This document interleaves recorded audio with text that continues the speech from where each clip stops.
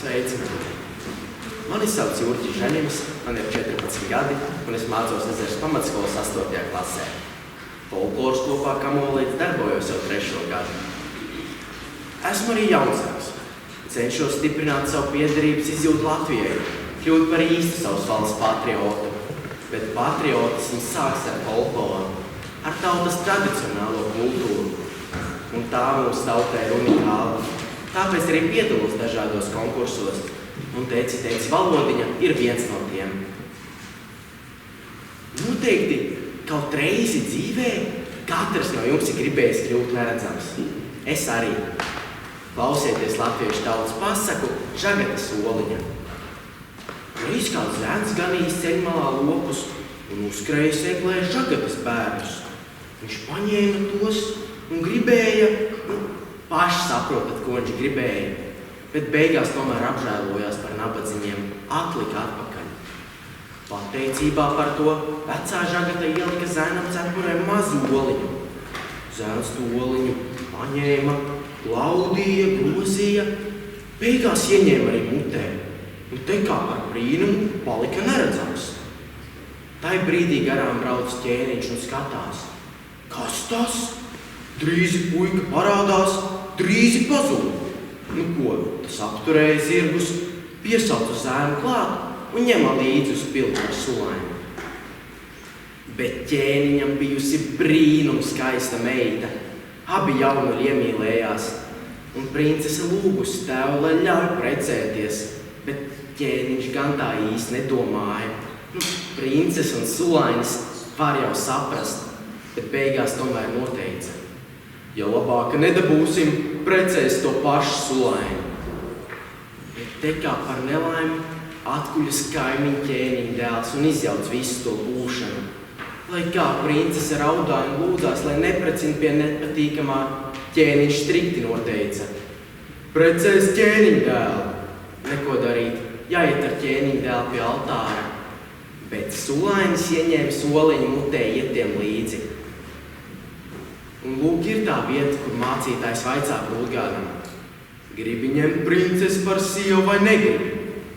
Bet neredzamais sulainis tam tā krauj pa degunu, ka Brūtgāns vienātā piesaukt. Negribu, un prom bija.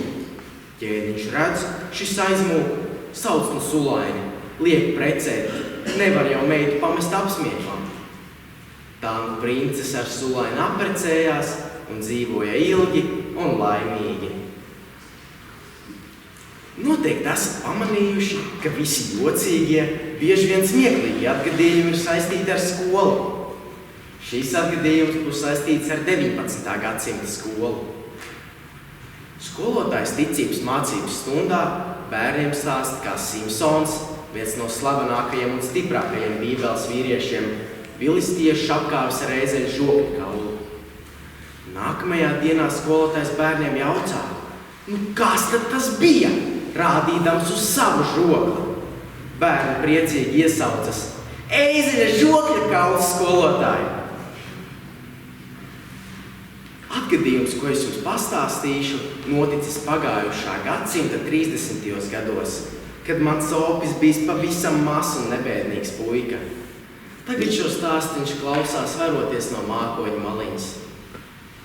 Mans opis dzīvoja savu lauka bērnu dzīvi, gājis ganos un, protams, palīdzējis mammai un papam. Tā bērni viņu sauc, visādos darbos. Paps bija stingrs, čakls un strādīgs vīrs. Vienmēr sakojis, lai viss būtu apdarīts.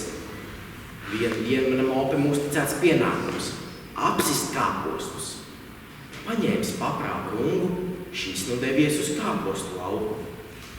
To bijis diezgan daudz un tikko sākuši riest galviņas. Kārtīgi apvēzējies, opis sācis sist kāpostus. Te vienam kāpostam, te otram, pa labi, pa kreisi. Darbs izrādījies diezgan interesants. Nebijis tik grūts. Drīz vien visi kāposti bija apsisti. Bet paps ieraudzījis izpostīto kāpostu lauku, kļuvis zili melns no dusmām. Bet opis nekādi nav sapratis, kāpēc paps dusmojas, jo viņš taču viss izdarījis, kā paps teicis. Ar asarām acīs sākusies skaidrošanās, Un kad paps beidzot pateicis, ka apsist kāpostus nozīmē apravēt katru kāpostiņu, tad Opis sapratis, ko izdarījis. Kāpostu raža tajā gadā bijusi krietni mazāka, bet mācību visam mūžam dabūjis pats paps. Šis stāsts ceļo no paaudzes paaudzē, un lai nerastos jauni pārpratumi, pirms bērnam uzticēts pienākums to kārtīgi izskaidroja. Mans Opis manai mammai, mana mamma man, un arī es centīšos saviem bērniem visu kārtīgi izskaidrot, lai nerastos vēl kāds apsists kāpostu lauks. Paldies par uzmanību!